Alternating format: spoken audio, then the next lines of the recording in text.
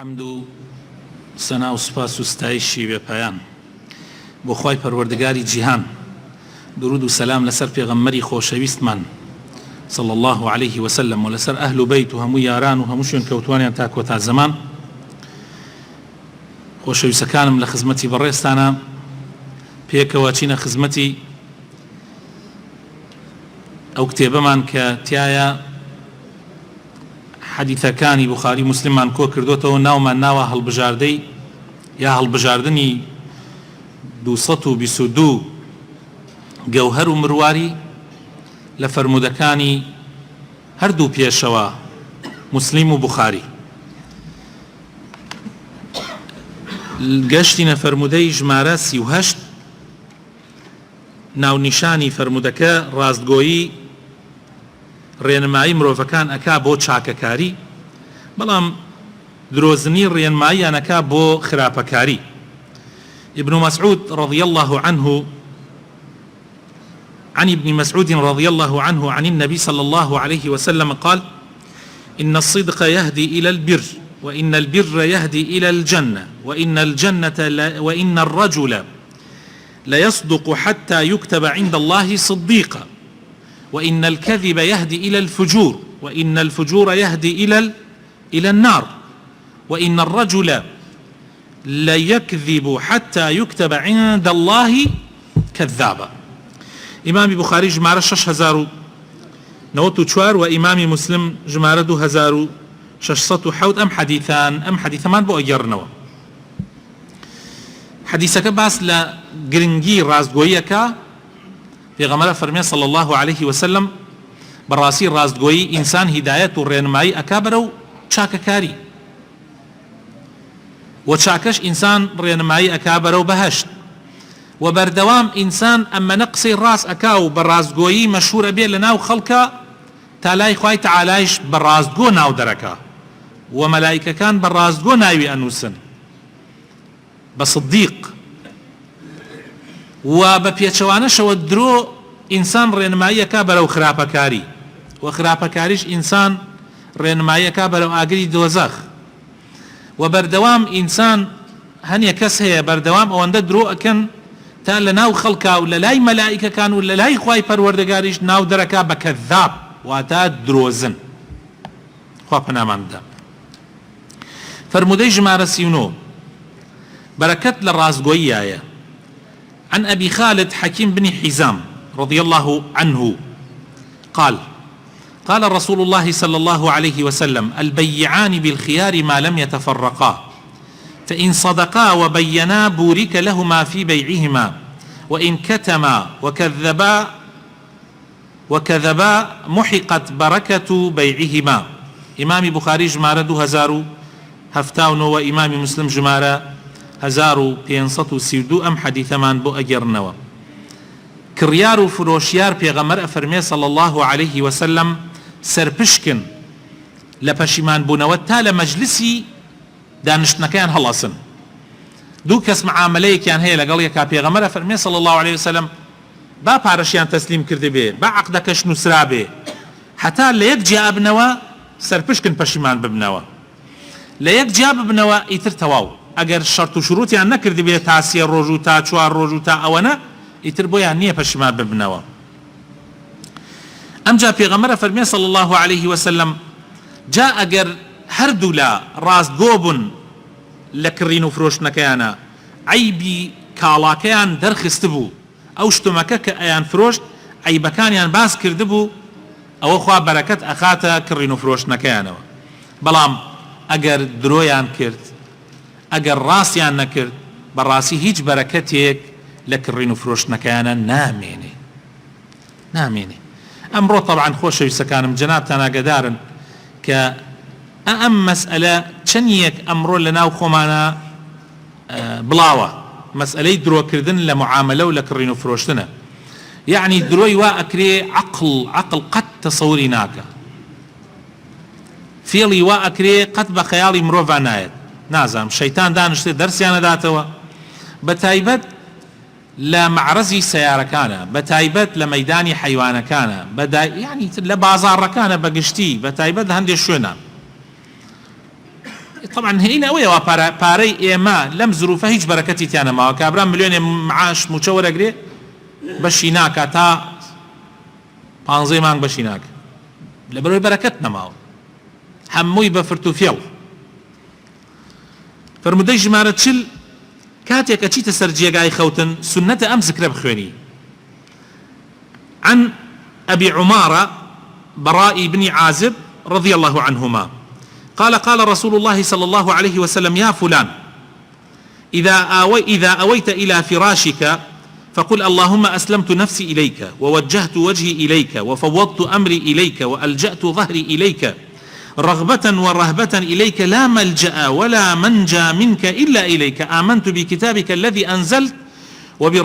وبنبيك الذي أرسلت فإنك إن مت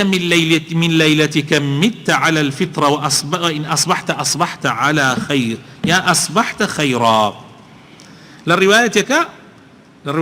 ترى على صحيحين إذا أتيت مضجعك فتوضأ وضوءك للصلاة ثم اضطجع على شقك الأيمن وقل.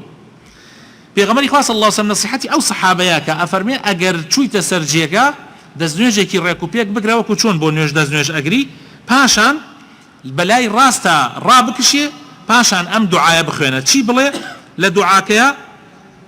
بڵێ خودایە ئەوە من خۆم تەسلیمی تۆ کرد ڕووم لە تۆ کرد کاروبارم هەموو تەسلیمی تۆ کرد پشتم بە تۆ بەست بە حەز و ئارەزووی خۆم و لە ترسی تۆ سزای تۆ بێگومان هیچ پەنا و هیچ ڕزگاربوونێک نییە لە تۆ مەگەر بۆ لای تۆ باوەڕم هێنا بەو کتێبەی کە دات بەزاندووە و بۆ پێغەمبەرەشی کە ناردووتە جاء اگر او شو مرد او كسا لدعاء او دعاء او شو يعني بخواس سبارت بيغمري خاص الله سبحانه فرمي لسر باكي ايمان امري او كسا واگر روجي شي كردوا او لسر خير وشاكر روج اكاتوا جا زور گرنگه انساني مسلمان پشت بخوا ببسي انساني مسلمان خوي تسليمي خوي پروردگار بك زور گرنگه خوش ويسكانم بتايبت شوان بتايبت پیشي خوتن فرمودي چلويك دڵنیایی و دامەزراوی پێغەمبەر صلى الله عليه وسلم يعني پێغەمبەری خوا صلى الله عليه وسلم زۆر دامەزراو بووە زۆر دڵنیایی زۆر باوەڕی بەخوای خۆی هەبووە. عن أبي بكر الصديق رضي الله عنه قال نظرت إلى أقدام المشركين ونحن في الغار وهم على رؤوسنا فقلت يا رسول الله لو أن أحدهم نظر تحت قدميه لأبصرنا فقال ما ظنك يا أبا بكر باثنين الله ثالثهما. البخاري جمارة 3653 ومسلم جمارة 2381. أبو بكر الصديق رضي الله عنه بأجرته وفرميت تماشام كد لروجك لو روجك لناو غارك أبوين لكاتي هجريا لناو أشكوتك أبوين تماشام كد بي مشركة كان ديار بو ببان سرمانو بدو مانا أقران الله وتم أي بيغمري إخوة أقر بس تماشا يجير بيان بكن أمان بينن يعني يتر تواو كوتاية يتر أمان پیغمبر صلی الله علیه وسلم فرمی ابو بکر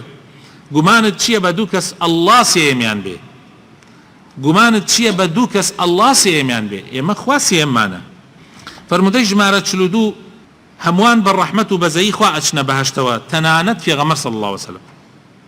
هیچ کسی بکردوی خوی ناچێتە باشتەوە هیچ کسی بعملی خوی ناچێتە باشتەوە یعنی زۆر دڵمان بە دوو ڕکات نوێژ یان بە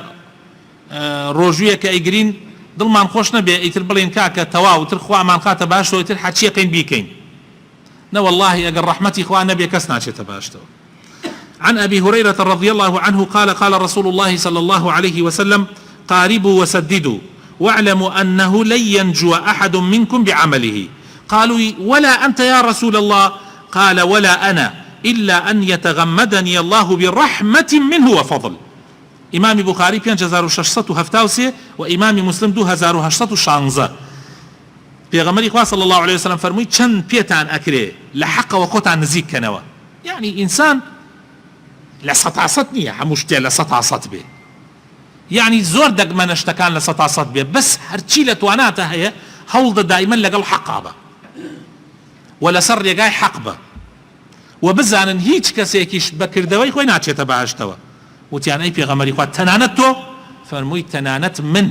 ئەگەر خوا بە ڕەحمەت و بەزەیی خۆی دام نەپۆشێ و چاکەی خۆیم لەگەڵا نەکە منیش ناچمە باشتەوە. کەوابوو ئینسان قەت بێ ئومێد نەبێ ئیسەیەکێک لە ئێمە گەنجێکە یا مەسەلەن کەسێکە هەڵەیەکە کا غەڵەتێکەکە بێ ئومێد نەبێ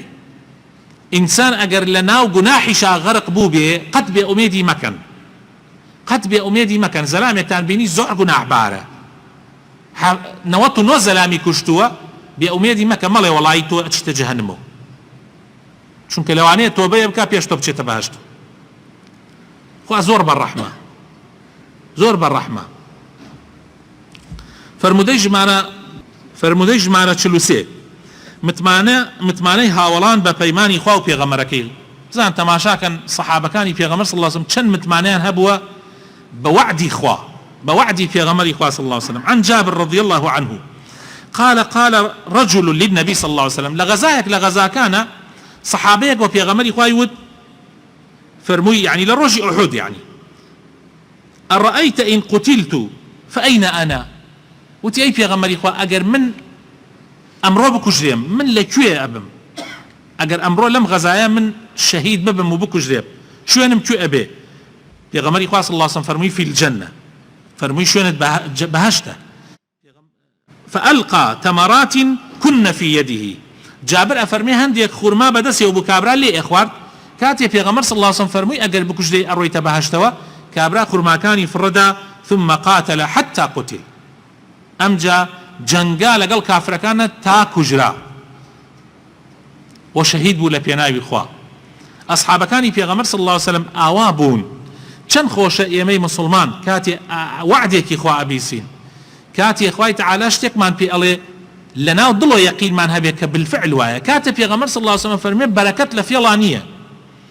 کاتێ پێغەمبەر صلی الله عليه وسلم ئەفەرمێ هەر شتێک لەسەر ڕاستگۆیی بیناکرا ئەوە لەسەر پاکی بنا ئەکرێ لەسەر بەرەکەت بنا ئەکرێ ئێمە باوەڕمان هەبێ بەم قسە ئیتر بڕیار بدەین لە ئەمڕۆ بەدوا فێڵ نەکەین ئەو یەقینیە زۆر گرنگە زۆر پێویستمان پێیەتی ئێمە بتايبت لم ظروفة كبراستي إيمان بآساني أفروشري خلق إيمانك أفروشي بچند درهمه بچند ديناره مع الأسف بلام إنساني إيمان دار أبي زور دا مزراو بي لسر دينكي وأبي دينكي خوي بهمو دنيا نقوريته فرمودي جمارة چلوچوار باشترين جوري بخشين چيه عن أبي هريرة رضي الله عنه قال جاء رجل إلى النبي صلى الله عليه وسلم فقال يا رسول الله أي الصدقة أعظم أجرا قال أن تصدق وأنت صحيح شحيح تخشى الفقر وتأمل الغنى ولا تمهل حتى إذا بلغت الحلقوم قلت لفلان كذا ولفلان كذا وقد كان لفلان امام بخاري جماره 1419 و امام مسلم 1032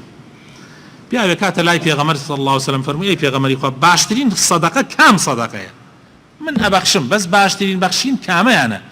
پیغمبر صلی الله علیه و سلم فرموی او صدقه کتول 10 صاغه حزت لدنیایا حسکی وکو خلقتش سیارته به مالی باشت به حزکی بو خودتش سیران بکی رابواری لو حالتها تو ببخشي لبيناوي خوايا مالت ببخشي او خيركي زور قوريه او خيركي زور قوريه او نيه تو كوتيتا سرمرق بتماي هيچ نماي لدنيا او كاتالي تخوا دفتريك مبو بخنا مزقوتي فلان واما نازانم چي بكنو او كچون بلي مالي ورثك دابشكي ازايتيانيه ئازایتیانە تۆ لە کاتی سەرمەرگا تۆ پێش سەرمەرگ هەوڵدە شتێ بۆ خۆت بکە پێش سەرمەرگ هەوڵدە وەقف بۆ خۆت بکە وەقف زوو بیکە فرصة يعني ئەم دنیا فرصەتە بەڕاستی